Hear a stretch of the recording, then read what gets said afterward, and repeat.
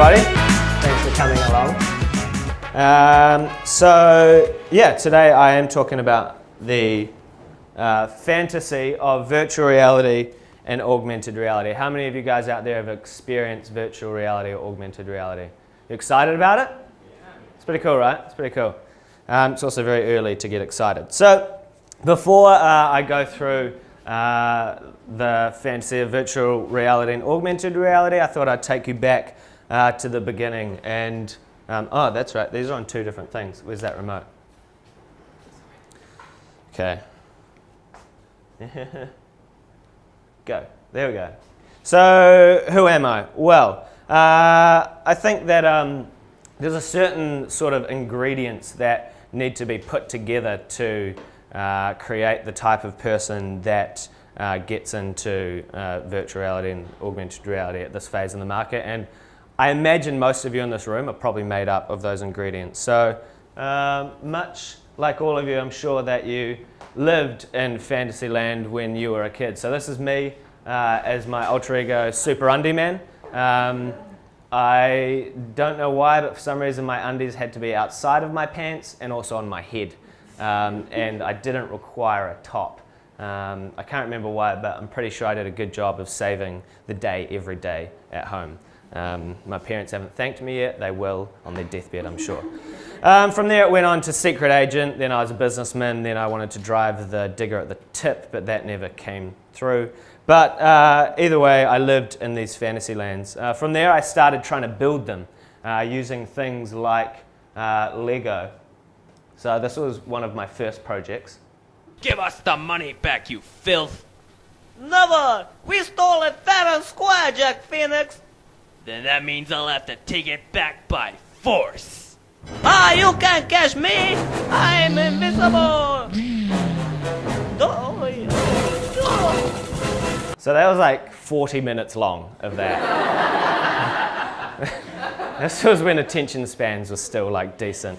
So from there, my sort of like obsession with creating and also with technology grew and grew. I got really into drones and started one of New Zealand's first commercial drone companies, and then I also built a content creation company called Wrestler, which we run today, which effectively is we've used like the most modern technology to create content at a fraction of the cost of our competitors and stuff like that. And I see it as a real democratization of content creation and filmmaking and stuff like that. And that leads me to where we are today in my present addiction, which is virtual reality. This is, for me, a future in which I no longer have to show people my imagination, but I can put them inside it, and that's what's super exciting. So now we're working with companies like 8i, who are doing some insane stuff with volumetric capture of humans. So what they can do is take this camera array and then they put somebody in the middle of it, then they film that person then gets turned into a 3D asset which can then be taken and put into a virtual environment. So this is sort of that character, and then the technology is moving faster and faster, so the resolution is getting higher and stuff like that. But then you take that character and then you put them wherever you want. So that's like a pretty exciting time for us. So that's the sort of stuff that we're getting into. We're also getting into like 360 video and augmented reality as well, which I'll talk a bit more about. But I thought I should sort of like try and inspire you guys and tell you why my jets are burning around virtual reality and augmented. And when I talk about, like, I'll say VR, and I mean just the whole spectrum of VR, AR, and MR, and there's so many acronyms it gets really confusing. So first of all, damn it, this is like rubbing your head and belly.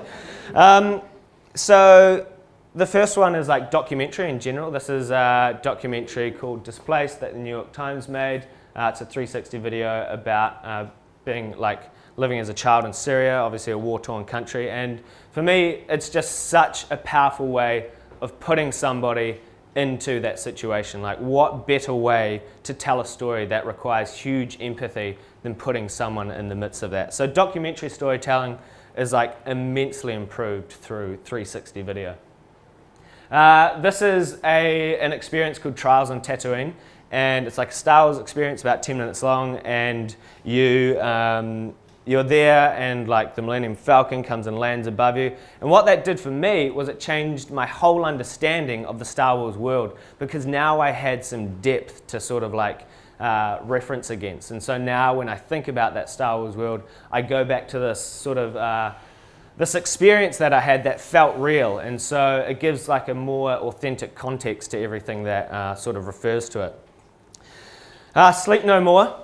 Sleep No More is a immersive theatre experience in New York by a London theatre company called Punch Drunk, and they have like kitted out 4 levels of this building with insane set design, and you go into it and you put on these masks, and then all of these actors just act all around you, and you get to spend 3 hours just exploring these levels and choosing whatever you want to see, however you want to see it. And then it's just this sort of like voyeuristic experience. And for us, that is like the perfect example of what would be a great virtual reality experience, because no matter how many times you do it, you have a different experience. And I mean, the beauty of like VR is that you could take this experience and then just put it everywhere instead of having to travel to New York and rent 5 stories of a building to do it. The next one is this game Raw Data, which for me is like my favorite game in VR. It's so immersive that you get completely lost in it. We've had 3 incidences of when Kat, my wife, first tried it, she got freaked out and like ripped the headset off. My friend stabbed the TV, and then I also went to like stab a drone, and I just hit the ceiling because I forgot where I was. So like the immersiveness of this stuff is what like gets you really excited, and interactivity is a huge part of that. Another one is the Ghostbusters experience, which is again in New York, and it's by a company called The Void. And what's really cool about The Void is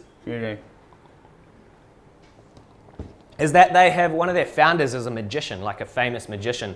So they use these sort of like cool magic tricks to actually enhance the experience. So one of the things they do is when you put the headset on, the room that you were in when you put the headset on, they map that into a digital environment. So as soon as you go from the real environment to the digital, it's sort of like a seamless transition, and that tricks your mind into sort of like being a lot more, believing in that world a lot more. Another thing they can do using like subtle cues is you can feel like you're walking in a straight line for eternity, but in actual fact you're just walking in a circle. So stuff like that allows them to do some really cool stuff. So they match the physical, they sort of map physical environments and then overlay digital over that. So this room, they could map that and then turn it into, you know, some like post-apocalyptic bunker, and I could walk along and I could feel this table, but the table would actually be sort of like a gas cylinder or something. They could make it whatever they want, but it's a way to interact, and you can have other people in there with you. So Kat, my wife, and I did it together. She was, for some reason, a black man, but it is what it is. So the next sort of like evolution of this whole medium is augmented reality and mixed reality. And the HoloLens by Microsoft is a super exciting phase of this stuff, and it's the true bridge between our world and the virtual. And a lot of you guys have probably heard of Magic Leap. That's sort of like the super secret $1.2 billion funded business that isn't that secret, but they're doing some really cool stuff as well. But augmented reality is effectively overlaying digital content into your real environment. So you put on these goggles, and then I could have, you know, like a TV screen there, or I could have people walking around. And you can think about how you could match the 8i technology that we're working with into that sort of world. So I could have Brad Pitt standing here, and, you know, like, I don't know why I just thought Selena Gomez, but her there. I've never thought of her before in my life. So this, and yeah, then we're getting into like, I guess, an example of that is with that 8i character. So this is just shot with a phone through some technology they're working on. And so you can think about like, this is like my Lego movie on crack, you know? Like, imagine what I could have done if I had these characters when I was a kid, and I could have just placed them around my garden instead of getting my hand in there and our heads and shit, and yeah, it was messy. So why I love it? Well, full immersion. For me, that's like the ultimate. You know, when I was back in the day in this super undie man, secret agent stuff, I always felt the real world slapping me in the face. And I always wanted to just like lose myself completely in the world. And with virtual reality, you truly can lose yourself, and that leads to a real experience. And I think what's interesting about virtual reality is that it's so real that sometimes you sort of like, I think that you'll remember, like in 20 years, you might be like, did I actually go to Europe, or did I just experience Europe? Like, it's so real that it tricks your brain into thinking that it's more than just sort of like a piece of media, effectively. And with that, obviously there's got to be a reason to all this. Well, for me, it's because through that we can create like genuine empathy. You know, the whole point of being like a storyteller or a creative in my mind is to affect change or to create an emotion or build feeling in people, and there is no better way to do that than through virtual reality. So, the creative challenge, where do we start with all of this? You know, like imagine that you just got given wings. What's the first thing you're going to do? It's like paralysis by analysis. There's too many options, you know, like it gets overwhelming by the scope of what we can do. So, it's limitless storytelling potential. I think like imagination is what's key in all of this. The technology is going to just go in leaps and bounds, and so for us as creatives, we need to just keep imagining, and then in the future we'll be able to make pretty much anything we want to make. The technology is going to get into more things like haptic feedback, which is where there's like sensory pads on your body that, you know, if you get like hit by a bullet or something in your virtual reality experience, you actually feel it. Then it's going to go like even further than that, and it will all be built into like sensory receivers where you don't even need that, but you'll think or you'll feel what's going on around you and that sort of thing. But to me, what's most exciting about this world of sort of limitless storytelling potential is that I do believe that it is going to be relatively open source. I think that we're going to move into sort of like community of creators where you can go into these virtual environments and you can just build worlds. So that's what I think is super exciting.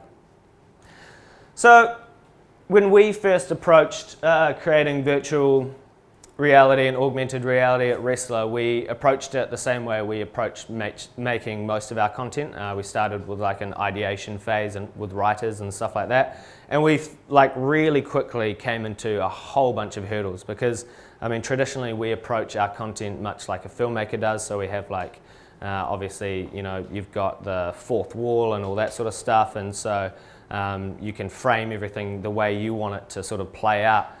With virtual reality, that just goes completely out the window. If you think about like telling just like a story arc, or you want to like make your viewers see a certain thing, you know, that's when you use things like depth of field and all that in traditional filmmaking.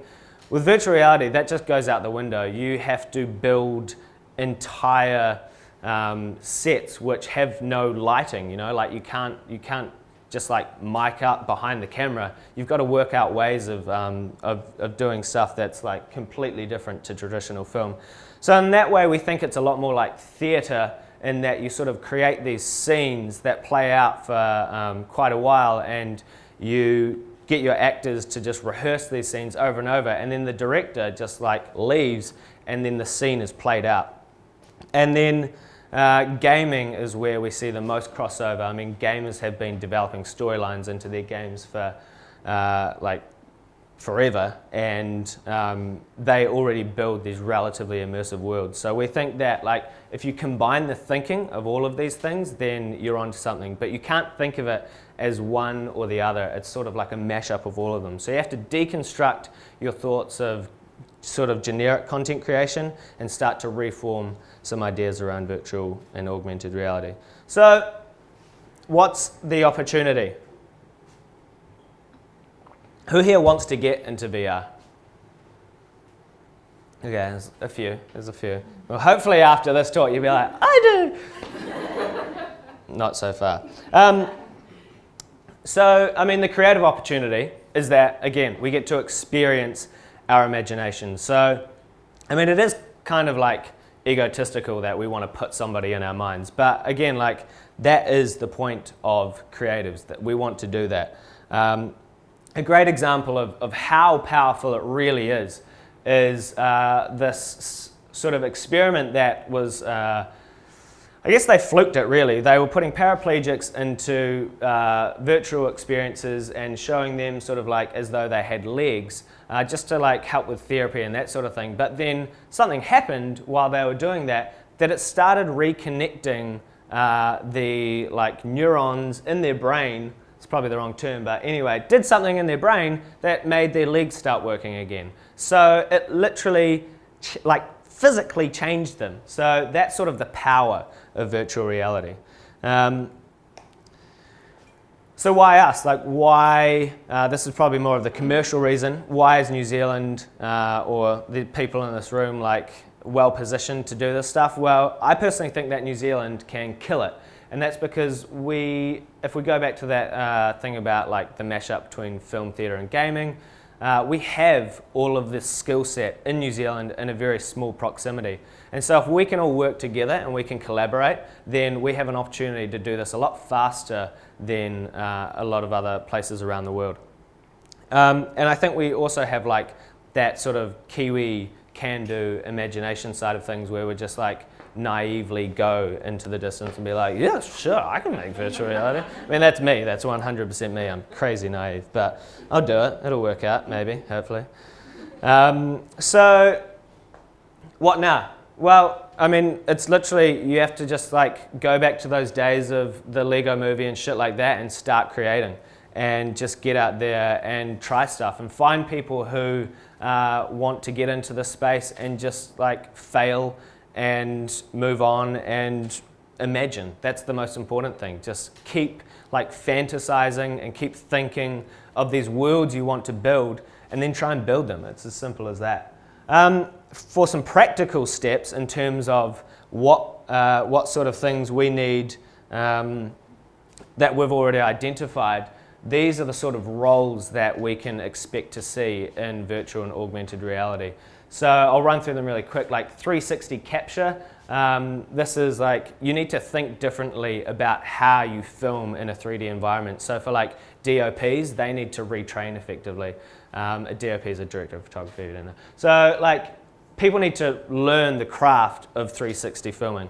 Volumetric 3D capture, that's the 8i technology. So not only having, like, it's great that we have those guys in New Zealand and they're like globally top of their game. But we have to think about how we use that, you know, like, okay, it's great that we can create these 3D real people, but what's the context? What are we going to use them for? Photogrammetry, that's where you take a shit ton of photos of an environment, then you paste them back together to make 3D render of that or a digital sort of render of that. So you can create photoreal environments, which is a perfect use for putting those 8i characters into.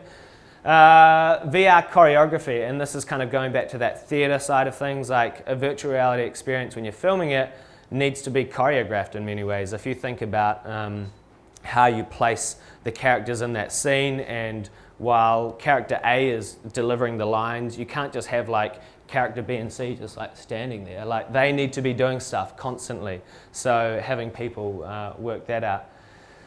Actor directors are kind of an interesting thing as well, like actors who can direct themselves because the director can't be on set for like things like 360 filming. So that's a new form of acting, which is cool. Just crazy rigs in general and sets and stuff like that. Like, people have to be super smart about, okay, how are we going to light this scene if we can't have lights in it, you know? Like, let's just put a shit ton of practicals in there or whatever. I don't know, but like, there's so much that needs to be, people need to think about when it comes to just like filming this stuff. Genius writers, again, going back to that thing of like, you can't just write for the scene, the 2D scene that's in front of you. You have to write for an entire environment. So, you know, again, thinking about when character A is delivering his dialogue, what character B and C are doing. It's like, it's just so much more work.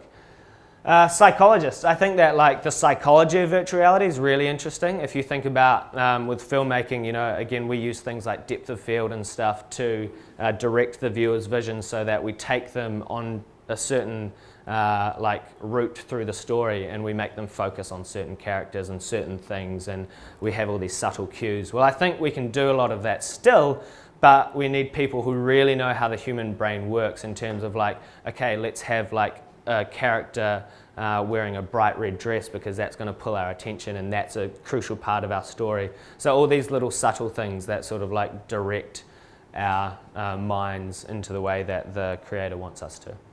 And then again, like having magician editors who can pull all this shit together and use cuts and placement of where you come into a scene to actually help sort of like bring that story along.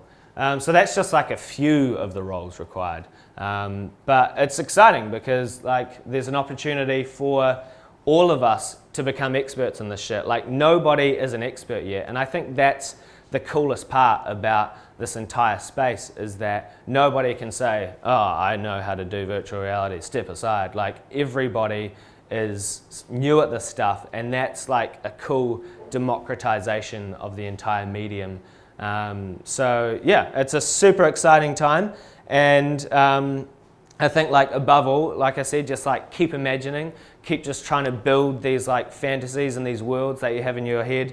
And some of them might be great, some of them might suck, but that's the creative process, so good luck.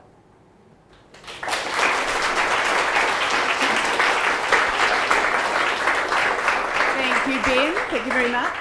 We're now going to open up the floor for a few questions. I've got some great treats here. I've got some fructose fix and fog peanut butter for those of you who want to give that a go, and a calendar and some cool candles from B&F. So we're going to do some questions, and the best questions will get a prize.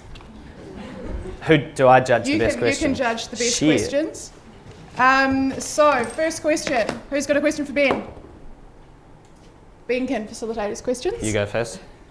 I'm really interested in the intersection between theatre and what you've just presented. What kind of opportunities do you see with your company, for example, working with traditional theatres, the more kind of stage? Do you think there's any actual overlap or collaboration that's possible in that space? Yeah, completely. I mean, our head writer is a theatre grad, and so I think it's just having the mindset of how, just how choreographed and that sort of thing scenes are, and thinking about obviously like just the width of a stage is so much greater than the frame of a screen or whatever. So there's already a lot of thought going into what all the other characters and shit are doing. So I think it's like in terms of the writing and stuff, they're already like advanced in that stage. Another question? You had a question? Yeah. So we've been playing with this collaborative VR experience, right? And to get like sort of people from all over the world in this sort of same sort of environment, whereas it's a super ridiculous thing to do because you have to map out this space which is like incredibly massive, and for everyone to feel like an individual yet collaborating or interacting. And I was kind of wondering when like you thought the sort of timeline would be for when like we could say jump on the Xbox and just like actually play Call of Duty versus everyone else, or like to have that high fidelity real life experience, because right now we're playing with like dots and circles and shapes, like. Yeah, well, I mean, it's getting more and more advanced every day. I do know that like the guy who started Second Life is starting his own company that's dedicated to creating like effectively a Second Life of virtual reality with like as close as he can get to photorealistic avatars and stuff like that. So people are working on it. Again, it's like the headsets aren't mainstream yet. I mean, obviously like 360 video is relatively mainstream with like Google Cardboard and stuff like that, but to really interact and have that sense of presence. Something I actually didn't mention in the talk, I don't know why, maybe I skipped like 5 slides, but is a sense of presence. And so when you're in virtual reality, the aim of the game is to create a sense of presence. And when you do that, you lose all presence of the real world, and you're sort of like transported into the virtual. And so I think once the more interactive headsets go mainstream that have what's called translation, which is where if you move your head or move around in a 360 environment, it's fully tracked like to the nanosecond. Once that goes mainstream, then I think the technology of like the networks that support the sort of open source and like, I don't know what you call it, but like, you know, the collaborative space and all that will also be at the same sort of timeline as that. And I think that'll be, I would say, like 2 to 3 years, 3 years on the like distance side. But I know, like, you know, when Oculus was announced, they were like, holy shit, this stuff's going to go to market in like a year, but it took like 2.5. So, but then equally, I thought that the Vive headset, which is like the most advanced headset, which has a big cable coming off the back, I thought that it was going to be about 1.5 years until it went wireless. And then just last week, they were just like, oh, here's a wireless plugin, or like add-on. So I'm like, shit, you know, like it's that whole like Moore's law thing, like the technology just like advances every year and doubles itself. I think actually like it's all content and entertainment that's starting this, but I'd love to hear your thoughts on what opportunities are really good examples are happening with people working in the space. I don't think that creativity and stories and stuff are starting this. If anything, we're going to be on like the end of it. I think the real Kickstarter to virtual reality and really like getting the market, getting money into the market and stuff are commercial things. So like think about architecture, you know, like what better way to guarantee you are going to love the house that you've just paid, you know, $800,000 for than actually like getting in that house and experiencing it before a single brick has been laid or whatever. So like architecture, then like training videos and shit like that. What better way to like see how a process is done than actually seeing it in complete 3D and being able to like look around and actually like see from any aspect what you want to see. And then from that it'll start to head into the more commercial end of the creative spectrum, so things like tourism and stuff like that. And yeah, and then I think we'll see the likes of once it's like fully commercially viable and everybody's like getting into it, then we'll see the likes of New Zealand On Air and Film Commission and stuff really getting behind it. But it'll be a while until there's like money for the creative side of it, because the audience isn't really there yet.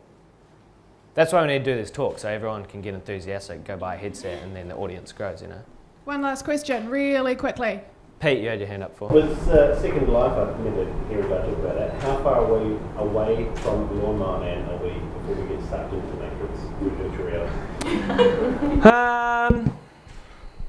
Well, I don't know. Like, there's a lot of people obviously can take like a doomsday approach. I don't know if anyone in here has read Ready Player One. If you haven't, it's a great science fiction book about a post-energy crisis world in which everybody finds their sort of like solitude and they experience real life effectively in this thing called the Oasis, which is effectively what the Second Life dude wants to build. But I think like